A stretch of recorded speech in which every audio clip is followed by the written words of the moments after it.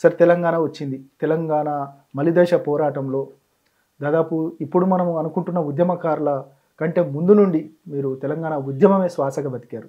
నిజంగా తెలంగాణ వచ్చింది. వచ్చిన తర్వాత బీఆర్ఎస్ ఒకవైపు పరిపాలన కొనసాగించింది. ఈ 10 సంవత్సరాలు అందరికీ తెలిసినట్టుగా గడిచిపోయాయి. నిజంగా బీఆర్ఎస్ పరిపాలన ఒక విధమైతే ఇప్పుడు తెలంగాణలో కాంగ్రెస్ పార్టీ అధికారంలోకి వచ్చింది. ఎట్లా అనిపిస్తుంది సార్ నిజంగా తెలంగాణ వచ్చి తెలంగాణలో మీరు భాగస్వామ్యం అయ్యారు పోరాటం తర్వాత కూడా ఎట్లా అనిపిస్తుంది? తెలంగాణ రాష్ట్ర సాధన అనేది దాదాపు ఇది ఒక 70 సంవత్సరాల సుదీర్ఘ స్వప్నం. ఇది ఆ స్వప్నాన్ని తెలంగాణలో ఉన్నటువంటి సమస్త ప్రజానీకం, అన్ని వర్గాల ప్రజలు, అన్ని కులాల ప్రజలు, పార్టీలకి, జెండాలకి, కులాలకి, మతాలకి, వర్గాలకి, ప్రాంతాలకి అతీతంగా నా తెలంగాణ తల్లి సంఖ్యలను విముక్తి చేయాలి, సకల సంపద గల్ల తెలంగాణ దరిద్రం ఎందుకుందో, అంగట్లన్నీ ఉన్న అల్లున్నోట్ల శనుందనే ఒక వాడుకంగా ఏదైతే మనం చూస్తూ ఉంటామో, ఈ సకల సంపద కలిగిన నా తెలంగాణలో ఉమ్మడి ఆంధ్రప్రదేశ్లో ఆంధ్ర పాలకుల వల్ల ఎందుకు దగాబడ్డది, ఎట్లా దగాబడ్డది, ఈ దగా నుంచి విముక్తి కావడానికి ఏం చేయాలనే దాంట్లో భాగంగా గత 70 సంవత్సరాలుగా అనన్య త్యాగాలు చేసినటువంటి వీరులు, శూరులు, ఉద్యమకారులు, పోరాట యోధులు, అన్ని రకాల ప్రజలు చేసినటువంటి ప్రయత్నంలో భాగంగా 2014 లోక్సభ, రాజ్యసభలో బిల్లు పాస్ కావడం ద్వారా భారతదేశ చిత్రపటంలో 29వ రాష్ట్రంగా ఆవిర్భవించినటువంటి తెలంగాణ మీరు అన్నట్టు 10 సంవత్సరాల తర్వాత ఆ ఉద్యమ ఆకాంక్షలు, ఆ వీరులు, శూరులు, త్యాగధనులు అమ్మానే పిలుపు నోచుకోకుండా జై తెలంగాణ అంటూ రాష్ట్ర సాధన కోసం, భవిష్యత్ తరాల కోసం తమ అమూల్యమైన ప్రాణాలు అర్పించినటువంటి వాళ్ళ కలలు ఇంకా నెరవేరలే. అవి నెరవేరాల్సినటువంటి అవసరం, నెరవేర్చుకోవాల్సినటువంటి బాధ్యత మనందరి మీద ఉంది. ఓకే, ఈ రాష్ట్ర సాధనకి వాళ్ళు చేయాల్సిన పని ఆ ఉద్యమకారులు, ఆ త్యాగధనులు, ఆ పోరాట యోధులు, లేకపోతే ఆ రోజు అటు బీజేపీ, కాంగ్రెస్ పార్టీలు రెండు రాష్ట్రం ఇవ్వడానికి, లోక్సభ, రాజ్యసభలో బిల్లులు పాస్ కావడానికి ఏదైతే వాళ్ళు ఆ రోజు ముందుకొచ్చిండ్రో ఆ విధంగా రాష్ట్రం అనేది మనకి ఏర్పడింది. కానీ సరే, ఏదైతే తెలంగాణ ఉద్యమం పేరిట ఒక పార్టీ వచ్చి పార్టీ తర్వాత తెలంగాణ వచ్చిన తర్వాత ఆ పార్టీయే అధికారంలోకి వచ్చింది. అదే పార్టీ టీఆర్ఎస్, ఇప్పుడు ప్రస్తుతం ఉన్న బీఆర్ఎస్ పార్టీ. నిజంగా గెలిచిన తర్వాత ఈ 10 సంవత్సరాల పరిపాలన ఏ విధంగా ఉంది, అదేవిధంగా ఈ 10 సంవత్సరాల తర్వాత ప్రజలు ఎందుకు వారిని తిరస్కరించారు, ఆ ఓటమికి గల కారణాలు మీరు ఏ అంచనా వేస్తున్నారు? ఇప్పుడు తెలంగాణ రాష్ట్ర సాధన అనేది ఒక పార్టీ, ఒక వ్యక్తి, ఒక జెండా అనుకుంటే వచ్చింది కాదు. దీనికి ఒక ప్రధానమైనటువంటి ప్రజల ఆకాంక్ష ఉన్నది. తెలంగాణ ఎవరి కోసం, ఎందుకోసం? ఇది మౌలిక ప్రశ్న. ఓకే, తెలంగాణ అనేది కాంట్రాక్టర్ల కోసమా, రాజకీయ నాయకులు, ఎమ్మెల్యేల కోసమా, ప్రజాప్రతినిధుల కోసమా, పాలకుల కోసమా, లేకపోతే ఐఏఎస్, ఐపీఎస్, గ్రూప్ 1 ఆఫీసర్ల కోసమా? అసలు ఎవరి కోసం తెలంగాణ?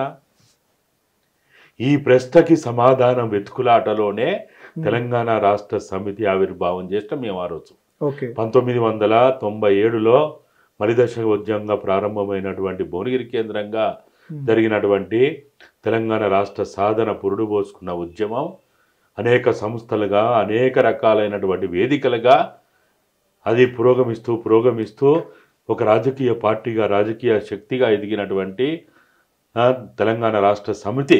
అసలు తెలంగాణ రాష్ట్ర సమితి అంటే అది 3 పదాలకు సంబంధించినటువంటి పేరు కాదు.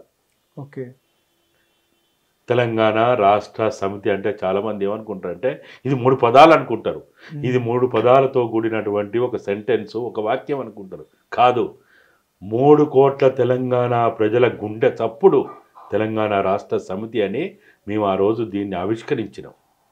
ఈ గులాబీ జెండా త్యాగానికి గుర్తుగా, విజయానికి గుర్తుగా, ఆ రోజు ఆ గులాబీ జెండాని 2001 ఏప్రిల్ 27 నాడు ఎప్పుడో సంవత్సరం క్రితం 2000 సంవత్సరంలో నామకరణం చేసుకొని జెండాని రూపకల్పన చేసుకొని సంవత్సర కాలం ఆగిన తర్వాత కొండ లక్ష్మణ్ బాపూజీ గారు ఇచ్చినటువంటి జలదృశ్యంలో ట్యాంకు బండ విగ్రహాల సాక్షిగా తెలంగాణ రాష్ట్ర సమితిని ఆవిష్కరించుకొని మొట్టమొదటి అధ్యక్షునిగా ఆయనని మేము నియామకం చేసుకున్నాం.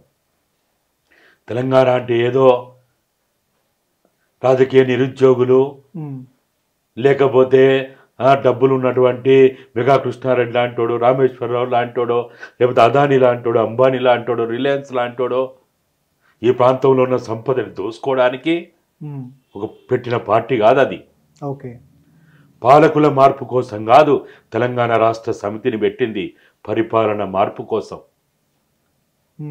ఆంధ్ర వాళ్ళని నిల్లగొట్టి, ఆంధ్ర పాలకులను నిల్లగొట్టి తెలంగాణ పాలకులు వాళ్ళ లెక్క దోచుకోవడానికి, భూబకాసురు లెక్క తెలంగాణ సంపదని కాజేయడానికి కాదు తెలంగాణ రాష్ట్ర సమితిని ప్రారంభించింది.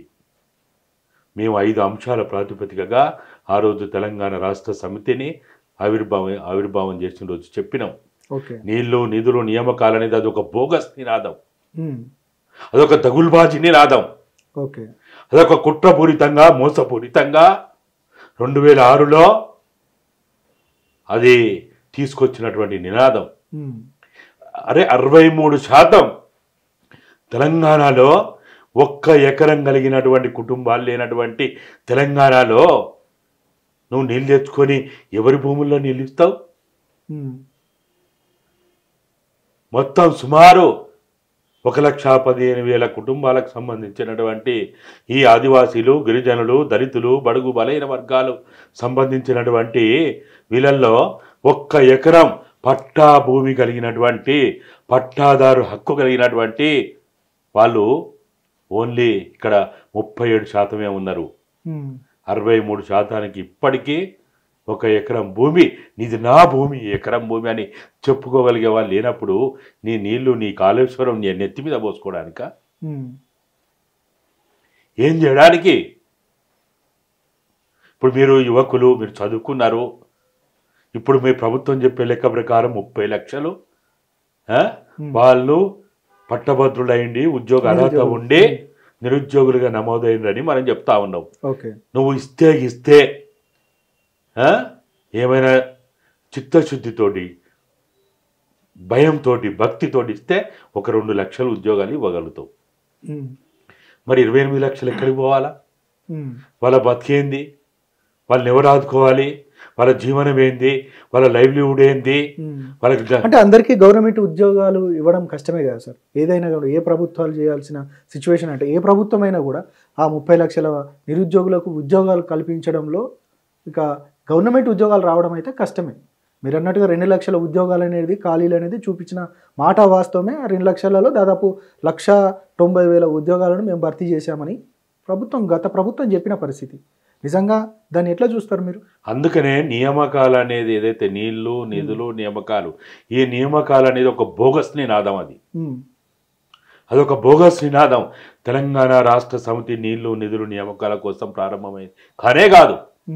5 అంశాల ప్రాతిపదికగా తెలంగాణ ఉద్యమాన్ని ఆవిష్కరించినాం.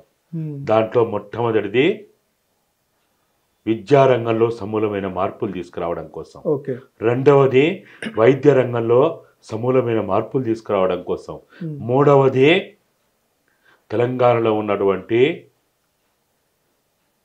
అన్ని రకాల అర్హత కలిగి 18 సంవత్సరాలు నిండిన ప్రతి వానికి వాడు పనిచేస్తా అంటే ఉపాధి రంగాన్ని చట్టబద్ధం చేసి, నియంత్రణ చేసి, రక్షణతో కూడినటువంటి ఉపాధి రంగాన్ని ఏర్పాటు చేయాలని చెప్పి.